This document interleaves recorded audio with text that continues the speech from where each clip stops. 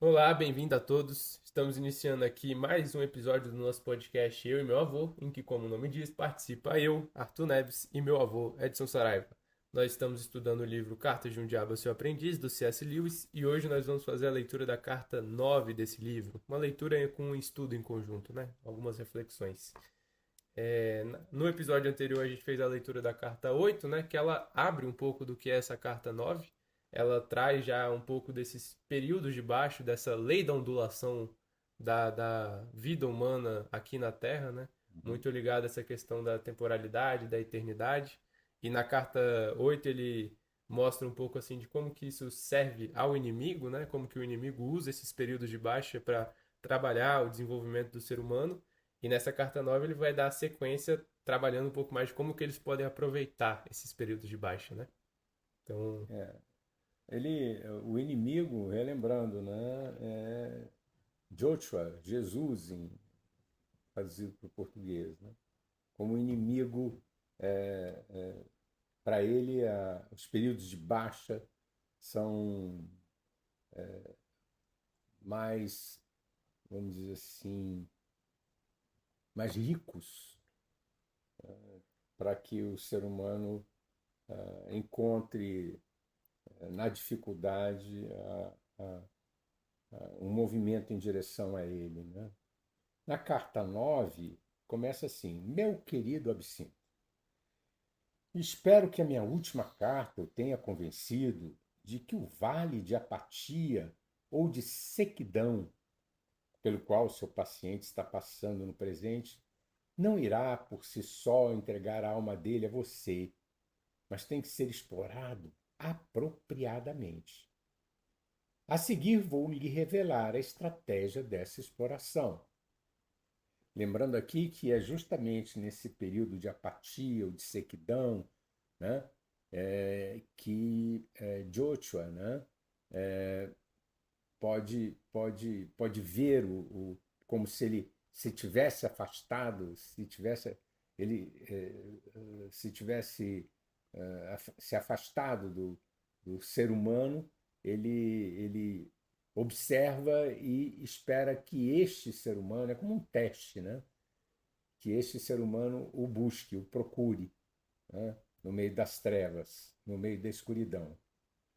E ele agora está dizendo aqui, o Screwtape, para o Absinto, que eles também podem aproveitar desse momento. Em primeiro lugar, sempre pensei que os períodos de baixa da instabilidade humana oferecem excelentes oportunidades para todas as tentações sensuais, particularmente aquelas relativas ao sexo. Quando ele fala que tentações sensuais são gula, por exemplo, né? Não é só a luxúria, né? Mas a gula, por exemplo, é uma tentação sensual. Né? O sensório do guloso, né? Pervertido. Então, mas ele diz particularmente aquelas relativas ao sexo, à luxúria. Né? Isso poderá surpreendê-lo, pois é claro que há mais energia física e, portanto, mais apetite potencial em períodos de pico.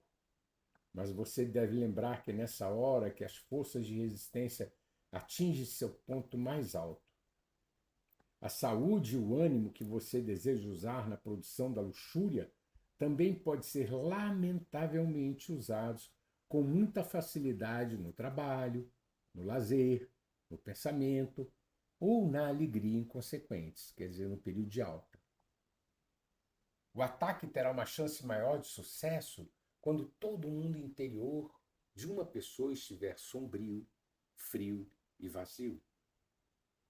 E deve-se notar também que a sexualidade de quem atravessa períodos de baixa é sutilmente diferente daquela da pessoa que está no pico e com menos chance de levar ao fenômeno água com açúcar que os humanos chamam de estar apaixonado, muito mais facilmente levado a perversões, muito menos contaminado por aqueles adendos generosos e imaginativos e até mesmo espirituais que tão frequentemente fazem com que a sexualidade humana se torne tão decepcionante. Decepcionante para eles, né?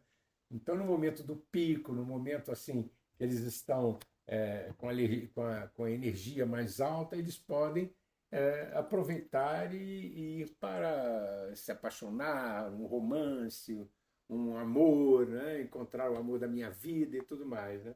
Então, isso pode ser muito decepcionante para os demônios, né? O mesmo vale para outros desejos da carne. É muito mais provável que você transforme o seu homem num grande alcoólatra se lhe impuser a bebida como um paliativo para o seu tédio e sua exaustão, do que se encorajá-lo a usar bebida como um meio de parecer um sujeito descolado entre amigos nas horas de felicidade e de afetuosidade. Quando lidamos com o prazer em sua forma saudável, normal e satisfatória, estamos, por assim dizer, no campo do inimigo. Eu sei que ganhamos muitas almas por meio do prazer. Ainda assim, trata-se de uma invenção dele, não nossa. Ele criou os prazeres. Todas as nossas pesquisas até aqui não nos permitiram produzir sequer um deles. Por exemplo, o sexo, né? Quem criou o sexo? Não foi o pai deles, o pai dos demônios, né? Não foi. É uma criação divina. Mas para ser de Deus tem que ter ordem, né? Aí que é a questão, né? A desordem do apetite, as desordens, tanto os apetites relacionados a alimentos, né? Comida, gula, quanto os apetites sexuais, né? Assim, ainda assim, trata-se de uma invenção dele, não nossa. Ele criou os prazeres, né? Todas as nossas pesquisas até aqui não nos permitiram produzir sequer um deles. Tudo o que podemos fazer é encorajar os humanos a desfrutarem dos prazeres que nosso inimigo produziu, mas o utilizando de algum modo ou em níveis proibidos por ele.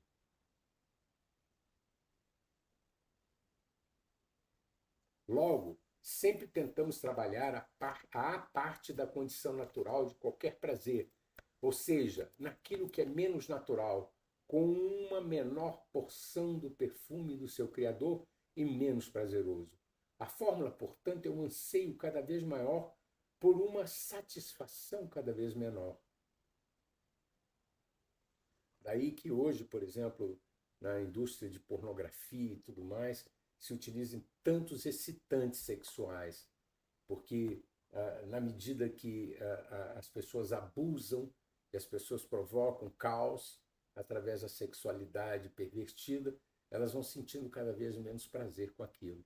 Então, a quantidade de estimulantes para orgasmo, estimulantes para aumentar o prazer em níveis muito altos, estimulantes químicos é uma coisa que cresce muito dentro da indústria da pornografia, né? As pessoas são muito ligadas a inebriantes, a absintos sexuais. É mais certeiro e tem mais requinte.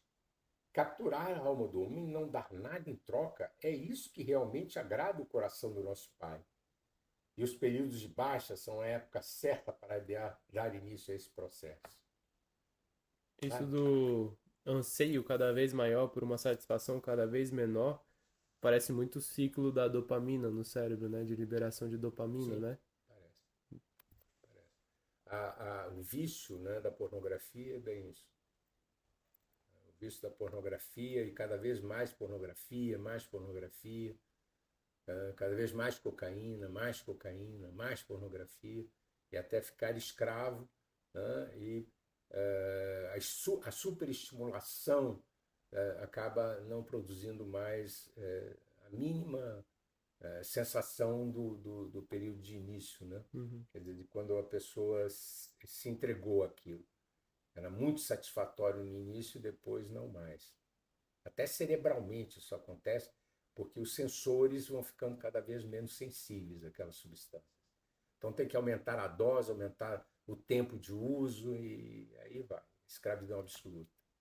Isso também acontece com outras coisas também, né? Por exemplo, o próprio vício no celular, em vídeos de pequeno tempo e vários vídeos ao mesmo tempo. Eu mesmo um tempo atrás foi quando eu comecei a estudar isso, né? Do ciclo da dopamina no cérebro, como é que funcionava. E fui vendo que um dos hábitos que eu tava, que estava relacionado com isso na minha prática era a questão dos vídeos curtos e satisfatórios, né? Então, assim, às vezes vídeo de paisagem, de coisa do tipo, mas que você vê milhares, assim, em sequências e é quase um vício. Quando você vê, o celular já tá na mão, a rede já tá aberta, meio que de uma forma sem querer, né? Compulsivo. Compulsiva, é isso aí, a palavra é compulsiva.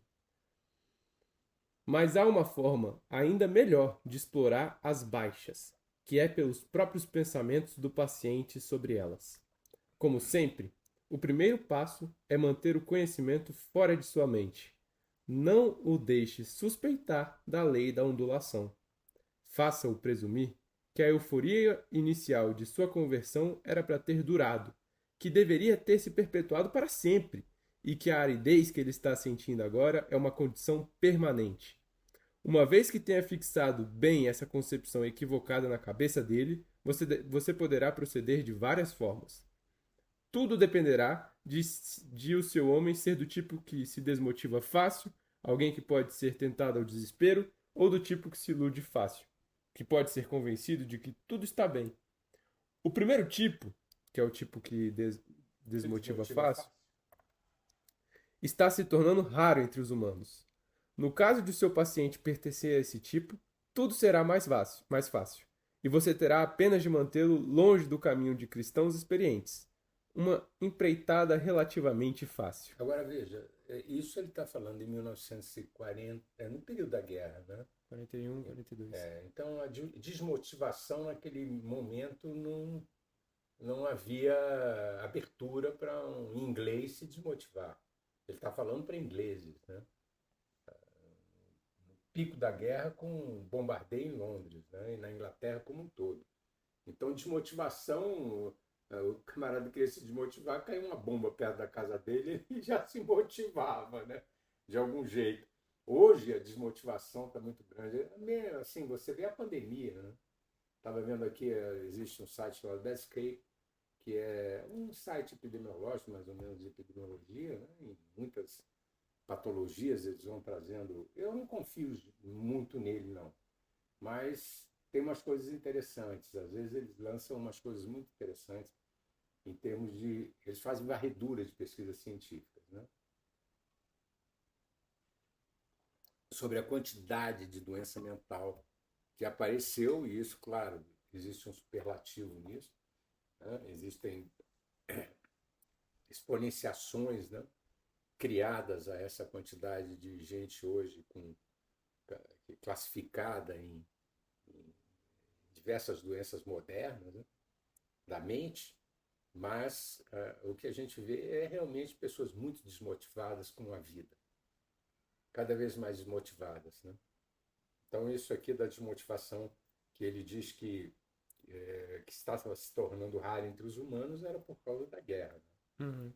Mas agora É aquela frase típica, né? Que tempos difíceis criam homens fortes, né? E tempos fáceis criam homens fracos, né? uhum. Uma empreitada relativamente fácil. Para direcionar a sua atenção às passagens apropriadas das Escrituras e, depois, fazê-lo trabalhar no projeto desesperado de recuperar os seus velhos sentimentos por pura força de vontade. Então, o jogo estará ganho.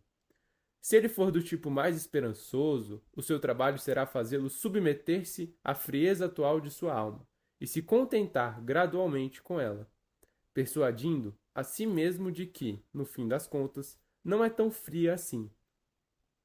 Em uma semana ou duas, você o deixará em dúvida se os primeiros dias do seu cristianismo não foram talvez um pouco exagerados. Fale com ele sobre a moderação em todas as coisas. Se, se conseguir levá-lo a ponto de pensar que a religião é boa, só até certo ponto, você sentirá enorme satisfação, tendo em vista que uma religião moderada é tão interessante para nós quanto religião nenhuma, e mais divertida. Beba com moderação. Beba, mas com moderação. Agora, beba todo dia, mas com moderação. E afinal, no final de semana, beba mais, porque moderação também tem que ser moderada. Outra possibilidade é o ataque direto à fé. Uma vez que você o tenha levado a pensar que o período de baixa é permanente, não seria o caso de persuadi-lo igualmente de que a sua fase religiosa vai passar, da mesma forma que todas as fases anteriores? Não, não, vamos aqui. É, não. Outra possibilidade é o ataque direto à fé. Uma vez que você o tenha levado a pensar que o período de baixa é permanente, né? Fazendo esquecer de que ele tem essas alternâncias, né? Uhum.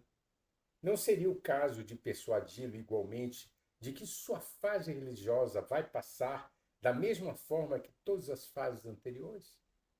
É claro que não há forma concebível de chegar pela razão da proposição. Estou perdendo interesse por isso para a proposição. Isso é falso. Né? Quer dizer, não há uma forma concebível de chegar pela razão da proposição. Estou perdendo interesse por isso, que seria o paciente, né? Ele ter essas. Estou perdendo interesse por isso, quer dizer, pela religião em si, para a proposição, isso é falso. Né? Ele concluir que é falso, né? Aquele sentimento de que ele está perdendo a razão, perdendo o interesse por aquilo, né? E concluir então que isso é falso, o que deixa eu ver se eu consigo explicar. Ou uma ou outra. Ele não vai concluir que a perda de interesse, né, que ele está sentindo por alguma coisa é falsa. Para ele é verdadeira. Ele está perdendo o interesse por aquilo.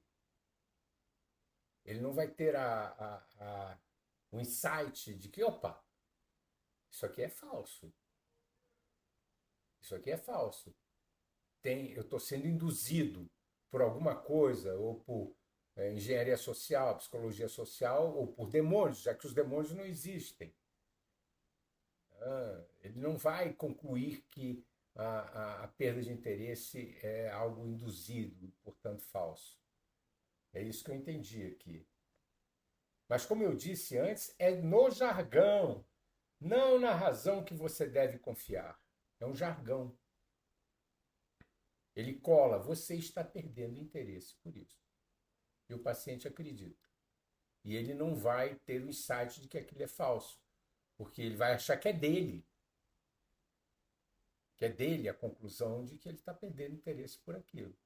Ele jamais vai pensar de que ele está sendo induzido àquilo. A mera palavra fase, muito provavelmente, vai dar conta desse truque. Quer dizer, ele pode dizer assim, é uma fase.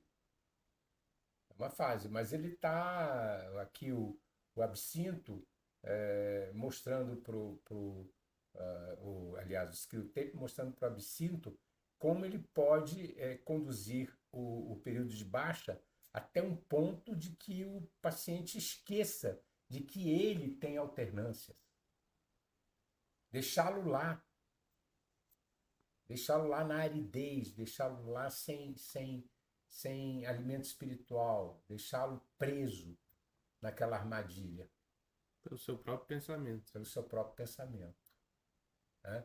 Ele excita, excita, excita, excita, e aí a excitação cada vez maior, cada vez menos recompensa, como na dopamina, cada vez mais doses, mais doses, mais doses, e cada vez mais baixa, baixa, baixa, baixa, baixa, baixa. É por onde ele vai, né? E aí, e aqui ele estava falando da religião, né? Já é do outro lado, que ele estava perdendo interesse por isso, para a proposição, né? Ele não vai chegar pela razão na proposição. Isso é falso. Lembra da primeira carta que ele diz que é no jargão, não na razão que você deve confiar, né? Então, manda jargão para ele. Não deixa chegar a razão para ele. não deixa a razão chegar e dizer assim, rapaz, mas eu já passei tantas fases assim, né? Eu vou sair dessa. Não. Manda estímulos, estímulos, estímulos para ele. Jargão, adesivos, né? Slogans. A mera palavra fase muito provavelmente vai dar conta desse truque. Se o paciente chegar a. Se ele deixar o paciente pensar que é uma fase, lembrar das alternâncias, né? Das ondulações, né? De humor. Ele fala de ondulação. Né? Eu presumo que ele já tenha passado por várias fases antes, todos eles passam, e que ele sempre se sinta superior e paternal em relação àquelas das quais saiu ileso, não por seu senso crítico, mas simplesmente porque estão no passado. Ele saiu, mas não foi. Ele não fica com a ideia de que foi por um senso crítico. Ele não fica com aquela. Pela tormenta de slogans dos demônios, raramente um ser humano, quando sai de uma fase de baixa, ele tem um insight de que, assim, que ele saiu por alguma virtude pessoal. Não, ele sai porque ficou no passado. Ele não, é como assim, Arthur? Deixa eu te dizer assim. Poucos seres humanos têm a capacidade de se seguir para ver conscientemente como entrou e como saiu. Parece que acontece assim, entrar dentro de uma fase, sair daquela fase, parece que é algo que não é feito conscientemente pelos seres humanos. Porque o nosso conhecimento da nossa alma, né, fica muito velado pela quantidade de estímulos do que nós podemos chamar aqui dos demônios do pensamento. Né? Então, são tantos pensamentos gerados assim que você fica inebriado de ti mesmo, é como se fosse embriagado. Né? E aí, de repente, passa, porque nós somos assim. Aí, de repente, passa, mas você não tem a consciência racional de como você entrou e de como você saiu. De repente, passou. Fulano é de lua. Fulano é de lua. Né? Fulano é de lua. Em que lua ela está? E aí nós somos de lua, né? Mas a consciência não fica. A consciência não fica. Mas é isso, né? É porque o povo usa essa expressão fulano é de lua pra, né, pra retratar um pouco disso, né? Às vezes o cara tá de mau humor, tá de bode, mas ele mesmo não sabe porque ele tá de bode e como que ele vai sair desse bode. Um dia ele acorda e o bode saiu e ele não sabe como é que ele saiu, né? É bem Isso. assim. Ou ele explica por uma fase dos astros, ou ele coloca que. Ele coloca alguma coisa ali que não deixa ter consciência de como ele entrou e como ele saiu. Ele não ganha conhecimento. Tenho certeza de que você o está mantendo bem alimentado com ideias nebulosas sobre o progresso, o desenvolvimento e ponto de vista histórico. Né? Ele é um marxista, esse cidadão aqui. Né? E de que lhe esteja dando muitas biografias modernas para ler. As pessoas nelas sempre estão conseguindo sair de fases, não estão? Captou a mensagem? Afaste os seus pensamentos da pura antítese entre verdadeiro e falso. Ponha na cabeça dele expressões sombrias como: foi só uma fase, já passei por isso. E não se esqueça da palavra mágica: adolescência. Deixar uma adolescência eterna, né? Quer dizer, agir por impulso, inconscientemente, né? Buscar prazeres, né? Bem adolescente. Tem homens hoje que têm 70 anos e continuam adolescentes. continuam mesmo adolescentes. E é o bruxo materialista cada vez mais, né? Eu acho que essa visão de progresso, né? Interessante, ideias nebulosas sobre progresso, Desenvolvimento. ponto de vista histórico, ideias nebulosas. Ele aqui nos coloquemos no lado do Lewis, né? 1942, né? 1942. Você imagina a quantidade de, de inputs sobre. Estava no auge de pensamentos assim materialistas, né? As ideias do iluminismo científico, que é o progresso, né? Assim, o que mais tem do que a máquina a vapor, por exemplo. A Academia Nacional de Ciências da França, eu já li coisas de que ela, no final do século retrasado, depois da invenção da máquina a vapor, se pensou até em fechá-la, porque o que mais haveria para.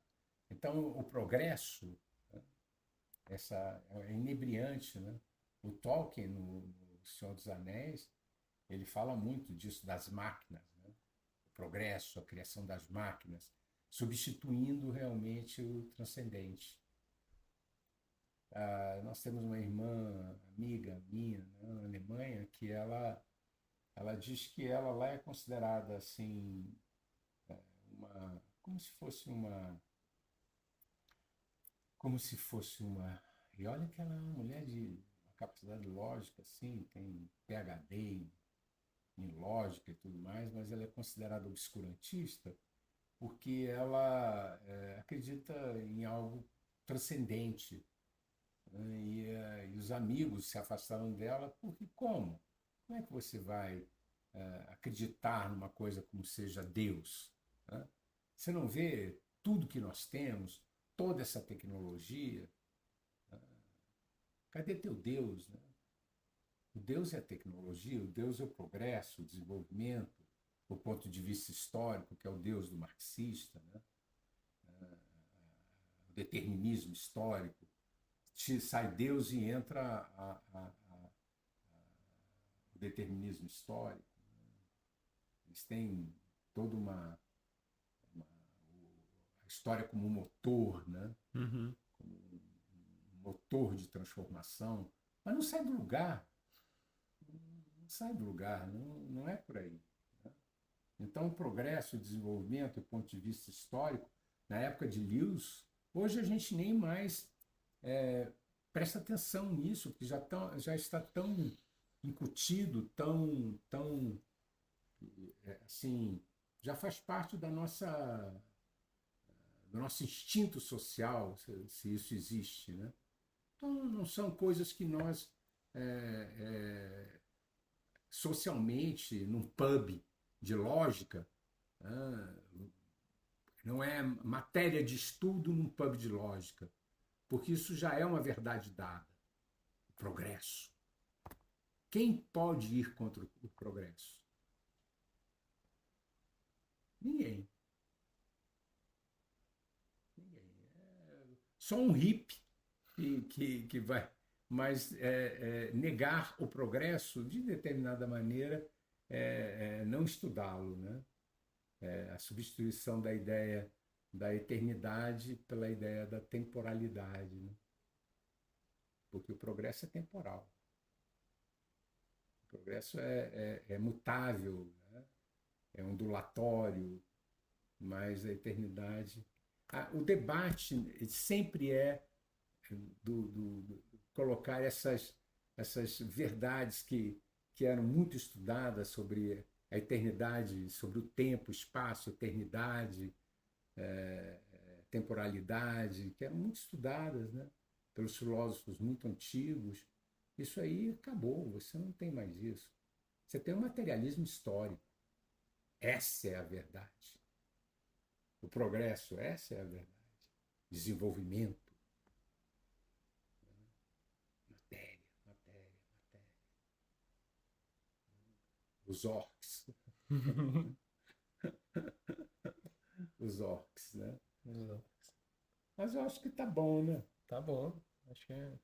Aí novamente se despede com carinho, seu tio, fita adesiva, screw tape.